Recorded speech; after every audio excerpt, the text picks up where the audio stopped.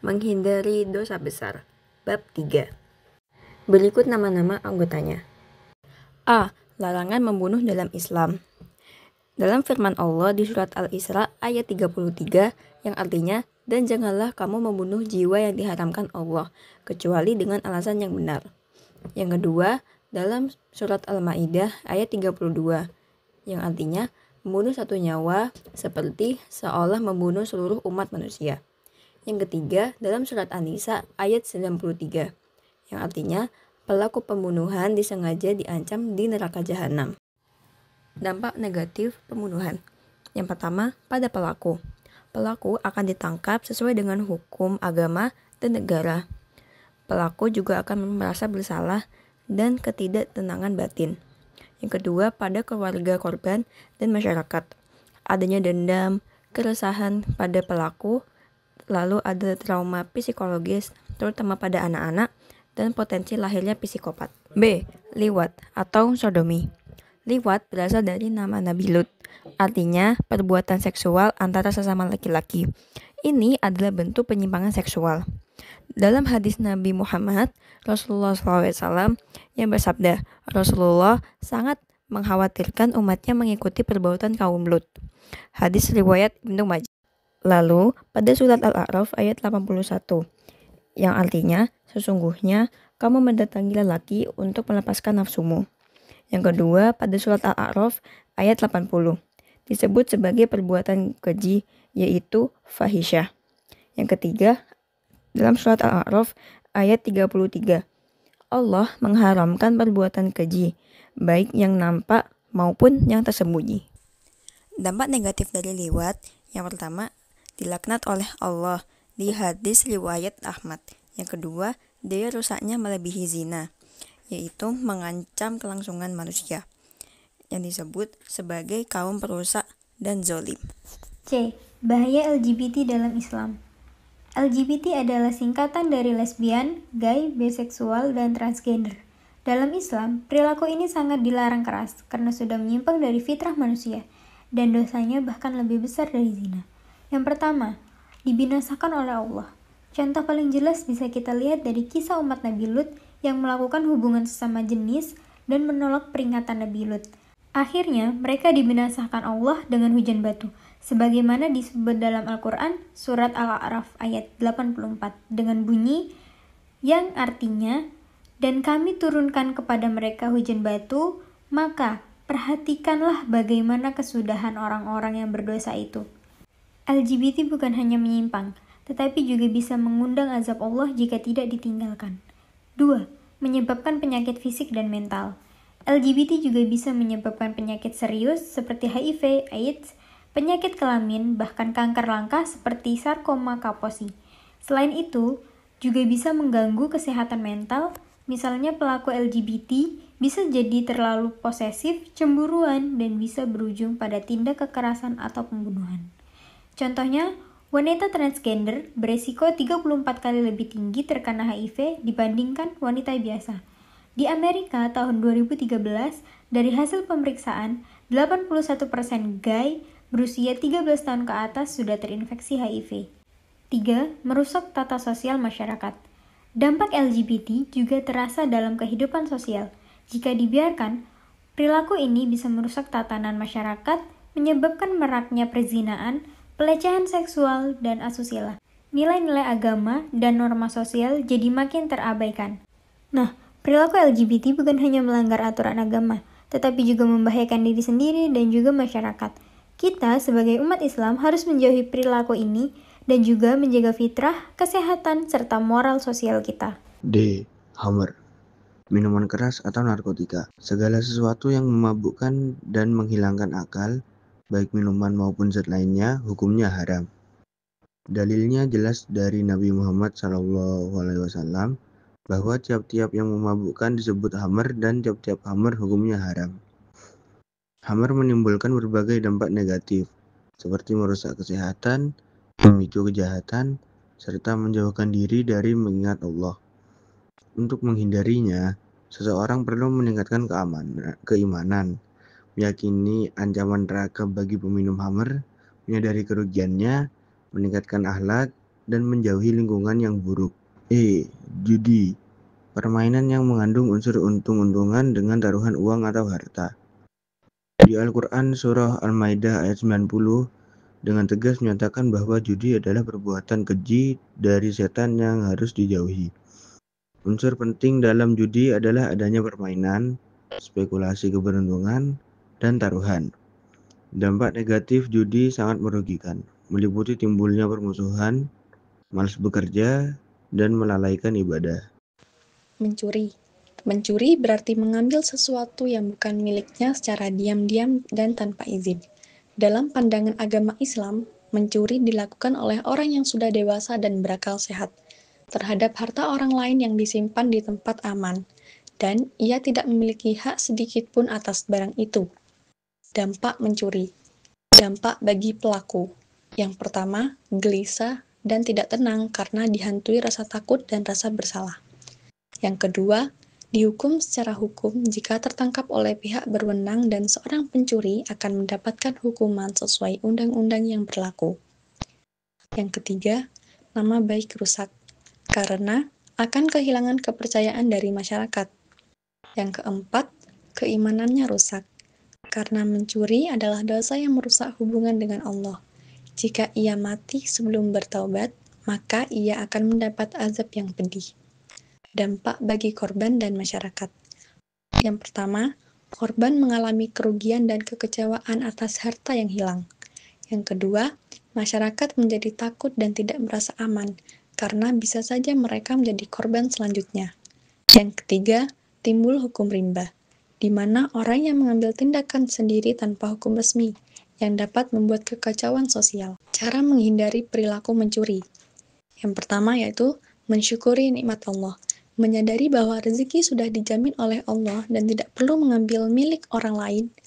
Untuk itu, perilaku mencuri merupakan salah satu perwujudan dan tidak bersyukurnya seseorang terhadap jaminan rezeki yang telah dijanjikan Allah.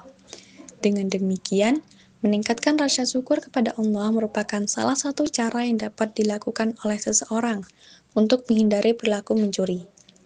Allah Subhanahu wa taala berfirman, Bismillahirrahmanirrahim. Wa idh ta'adzana rabbukum la in syakartum la azidannakum wa la in kafartum inna 'adzabi lasyadid. Yang berarti, sesungguhnya jika kamu bersyukur, niscaya aku akan menambah nikmat kepadamu. Tetapi jika kamu mengingkari nikmatku, maka pasti azabku sangat berat. Quran Surat Ibrahim ayat 7. Yang kedua, menghormati hak milik orang lain. Karena Islam melarang mengambil hak milik orang lain dengan cara yang batil atau tidak sah. Yang ketiga yaitu meningkatkan semangat bekerja. Karena orang yang malas cenderung mencari jalan pintas, termasuk mencuri. Dengan rajin bekerja, orang akan merasa cukup dan mandiri. Hikmah larangan mencuri. Hak milik menjadi aman, sehingga orang bisa tenang dalam menyimpan hartanya. Yang kedua, masyarakat terdorong untuk bekerja keras, bukan mencari jalan haram untuk memperoleh harta. Yang ketiga, kehidupan sosial menjadi tertib dan damai, karena tidak ada rasa takut terhadap pencurian. Yang keempat, orang lebih berhati-hati dan takut mencuri, karena tahu ada hukuman dunia dan akhirat. Durhaka kepada orang tua. Larangan durhaka kepada orang tua. Orang tua memiliki jasa besar dalam kehidupan anak, terutama ibu yang mengandung dan melahirkan dalam keadaan susah payah, serta ayah yang bekerja keras memenuhi kebutuhan keluarga. Karena itu, Allah memerintahkan manusia untuk berbuat baik kepada kedua orang tua. Dia menyambung nyawa untuk melahirkan anaknya, kemudian memelihara dan menyusui dengan penuh kelelahan dan perjuangan. Allah Subhanahu wa taala berfirman, Bismillahirrahmanirrahim. وَوَصَّيْنَا الْإِنسَانَ بِوَالِدَيْهِ إِحْسَانًا حَمَلَتْهُ أُمُّهُ كُرْهًا وَوَضَعَتْهُ كُرْهًا وَحَمْلُهُ وَفِصَالُهُ 30 شهرا. Yang berarti, kami perintahkan kepada manusia supaya berbuat baik kepada dua orang ibu bapaknya. Ibunya telah mengandungnya dalam keadaan lemah yang bertambah-tambah dan menyapihnya dalam 2 tahun. Quran Surat Al-Ahqaf ayat 15. Bentuk durhaka kepada orang tua. Yang pertama, mengucapkan kata yang menyakitkan seperti berkata "ah" atau membentak. Apalagi berteriak kepada mereka. Ini dilarang dalam Al-Quran. Yang kedua, bermuka masam dan cemberut di hadapan orang tua, yang menunjukkan ketidaksenangan atau tidak hormat. Yang ketiga, mencela atau merendahkan orang tua, baik secara langsung atau menghina dengan kata-kata, maupun tidak langsung atau membandingkan dengan orang tua lainnya. Yang keempat, merasa malu mengakui orang tua. Misalnya tidak mau mengajak orang tua di tempat umum karena merasa gengsi. Yang kelima, menuntut banyak hal yang memberatkan orang tua secara finansial atau fisik. Yang keenam, mendahulukan istri atau suami daripada orang tua, terutama bagi anak laki-laki yang sudah menikah, padahal orang tua masih sangat membutuhkan. Yang ketujuh, menelantarkannya orang tua, terutama ketika mereka sudah lanjut usia atau sakit, dengan tidak merawat, tidak menengok, atau membiarkannya hidup sendiri. Dampak durhaka kepada orang tua. Yang pertama, dibenci oleh Allah. Nabi Muhammad SAW bersabda, ridha Allah tergantung pada ridha orang tua, dan murka Allah tergantung pada murka orang tua. Hadis riwayat Al-Hakim. Jika orang tua tidak ridho, maka Allah pun murka. Yang kedua, mendapat azab di dunia sebelum akhirat. Allah bisa menyegerakan hukuman bagi anak durhaka, seperti hidup tidak tenang, rezeki sempit, atau selalu gagal dalam urusan. Yang ketiga, terhalang masuk surga. Rasulullah SAW bersabda, tidak masuk surga anak yang durhaka, peminum khamr, dan orang yang mendustakan takdir. Hadis riwayat Ahmad. Ini menunjukkan bahwa dosa durhaka sangat berat. Yang keempat, termasuk golongan orang hina dan rugi. Nabi menyebutkan celaka dan hinanya orang yang menemui kedua orang tuanya saat tua, tapi tidak berbakti kepada mereka hingga tidak masuk surga. Hadis riwayat Muslim. Artinya, kesempatan meraih surga justru diabaikan. Larangan meninggalkan sholat dalam Islam. 1. Kedudukan sholat. Sholat merupakan rukun Islam kedua dan kewajiban utama setelah syahadat. Sholat juga diperintahkan langsung oleh Allah dan Rasul-Nya. 2. Ancaman meninggalkan sholat. Tercantum dalam surah Maryam ayat 59. Maka datanglah sesudah mereka pengganti yang menyia-nyiakan sholat dan memperturutkan hawa nafsunya. Maka mereka kelak akan menemui kesesatan. Al-Ma'un ayat 4-5. Maka celakalah orang-orang yang sholat, yaitu orang-orang yang lalai dari sholatnya. Surat Al-Mudaththir ayat 42-43. Apakah yang memasukkan kamu ke dalam sakor atau neraka? Mereka menjawab, kami dahulu tidak termasuk orang-orang yang mengerjakan sholat. Selanjutnya, larangan memakan harta anak yatim. Larangan keras. Islam melarang keras memakan harta anak yatim secara zalim, termasuk dosa besar dan bentuk pengkhianatan. Kemudian ancaman Allah. Quran Surat An-Nisa, surat keempat ayat 10. Sesungguhnya orang-orang yang memakan harta anak-anak yatim secara zalim, sebenarnya mereka itu menelan api ke dalam perutnya, dan mereka akan masuk ke dalam api yang menyala-nyala, yaitu neraka. Dalam pandangan Islam, 1. Pengertian. Korupsi adalah penyelewangan uang untuk keuntungan pribadi, merusak kepercayaan dan keadilan sosial. 2. Ancaman koruptor. Quran Surat Al-Baqarah ayat 188 yang berbunyi, dan janganlah sebagian kamu memakan harta sebagian yang lain di antara kamu dengan jalan yang batil. 3. Upaya pencegahan, edukasi agama dan hukum, penegakan hukum yang tegas, dan pengawasan dan transparansi.